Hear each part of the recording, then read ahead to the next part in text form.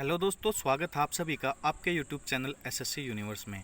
दोस्तों, आज की वीडियो में हम बात करेंगे मुगलकालीन शासक जहांगीर के बारे में, जिसका शासनकाल रहा 1605 से 1627 तक। दोस्तों, इसे सलीम के नाम से भी जाना जाता है और इसे अकबर की बिगड़ी औलाद के नाम से भी जाना जाता है। दोस्तों, इसे ऐसा कहने का कारण था कि इसी ने मुगल काल में सर्वप्रथम अपने पिता के खिलाफ विद्रोह करने की शुरुआत की। तो परीक्षा की दृष्टि से यह काफ़ी महत्वपूर्ण है कि अपने ही पिता के खिलाफ विद्रोह करने की शुरुआत किसने की, तो दोस्तों वह जहांगीर या सलीम ने की। दोस्तों, इसका जन्म 1569 में फतेहपुर सीकरी में हुआ और इसके ही शासनकाल में दोस्तों होता है 1606 में खुसरो का विद्रोह। इस विद्रोह होने का कारण था दोस्तों अकबर, क्योंकि जैसा कि हम सभी जानते हैं कि जहांगीर विद्रोह कर देता है अपने पिता के खिलाफ और इसका पिता यानी कि अकबर इसके बड़े बेटे खुसरो को ही अपना वारिस मानता है और कहता है कि मेरे जाने के बाद सिंहासन पर खुसरो बैठेगा। और खुसरो यह मानने लग जाता है कि मैं ही अगला शासक बनूंगा। और दोस्तों, इसके लिए यह सहायता प्राप्त करता है सिखों के 5वें गुरु अर्जुन देव से। गुरु अर्जुन देव ही इसे आर्थिक सहायता भी देते हैं और ये मिलकर खुसरो का विद्रोह कहलाता है और इस विद्रोह में विद्रोह किया जाता है जहांगीर के खिलाफ। दोस्तों, जहांगीर इस विद्रोह को दबा देता है और अपने स्वयं के पुत्र खुसरो को तो अंधा करवा देता है, इसी के साथ गुरु अर्जुन देव की हत्या कर देता है। दोस्तों, यहीं से तब्दील होती है जो दोस्ती अभी तक सिखों और मुस्लिमों में चली आ रही थी, वो ही दोस्ती अब सिखों और मुगलों के बीच में अब दुश्मनी का रूप ले लेती है। चलिए दोस्तों, बढ़ते हैं अपनी वीडियो में आगे। दोस्तों, इसी के शासनकाल में यह अपनी न्याय की जंजीर का निर्माण कराता है। दोस्तों, न्याय की जंजीर को यह आगरा किले के बाहर स्थापित कराता है।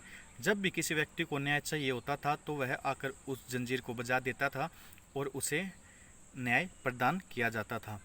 दोस्तों, इसने अपने शासनकाल में 12 अध्यादेश या आदेश पारित किए, जिन्हें जाना जाता है आईने जहांगीरी के नाम से। जिसमें से एक था दोस्तों तंबाकू पर निषेध, यानी कि तंबाकू को बैन कर देना।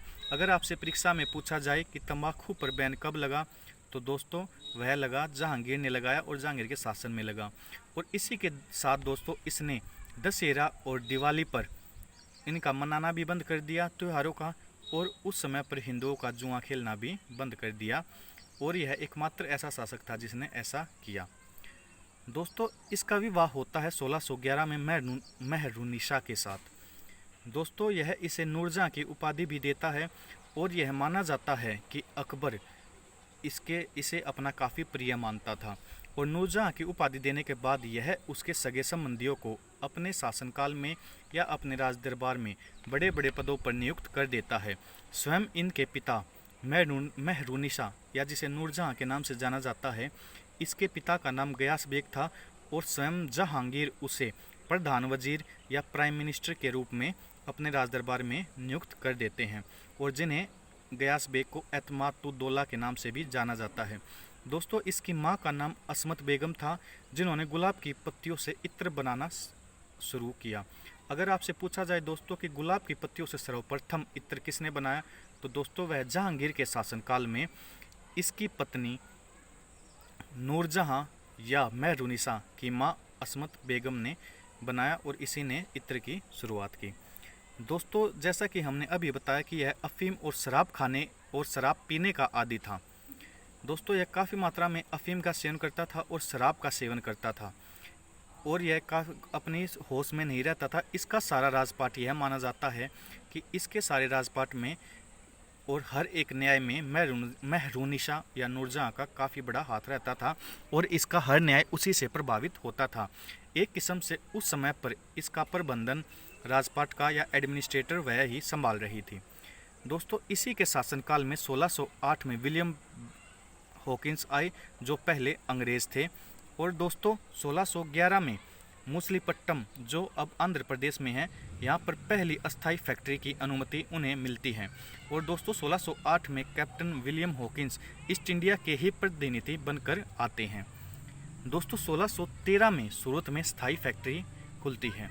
दोस्तों, ये तीनों पॉइंट आपकी परीक्षा की दृष्टि से काफ़ी महत्वपूर्ण रहेंगे। दोस्तों 1615 में ही दूसरे अंग्रेज सर टॉमस रो किंग्स प्रथम के द्वारा इसके शासनकाल में भेजे जाते हैं। दोस्तों किंग्स जेम्स प्रथम उस समय पर ब्रिटेन के महाराज थे। अगर आपसे परीक्षा में पूछा जाए कि जिस समय पर दूसरे अंग्रेज सर टॉमस रो जहांगीर के शासनकाल में भेजे गए तो ब्रिटेन के महाराज उस समय कौन थे, तो दोस्तों वो होगा किंग्स जेम्स प्रथम। दोस्तों इसी के शासनकाल को हमारे इतिहास में चित्रकला का स्वर्णकाल माना जाता है और उस समय के महान चित्रकार थे उस्ताद मंसूर खान।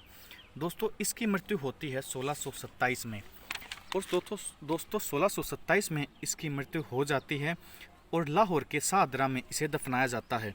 दोस्तों मुगल काल में सबसे महत्वपूर्ण शासकों का जन्म और उनकी मृत्यु के बाद उन्हें कहाँ दफनाया जाता है, ये दोनों चीज़ दोस्तों परीक्षा की दृष्टि से सबसे ज़्यादा मोस्ट इम्पोर्टेंट रहेंगी।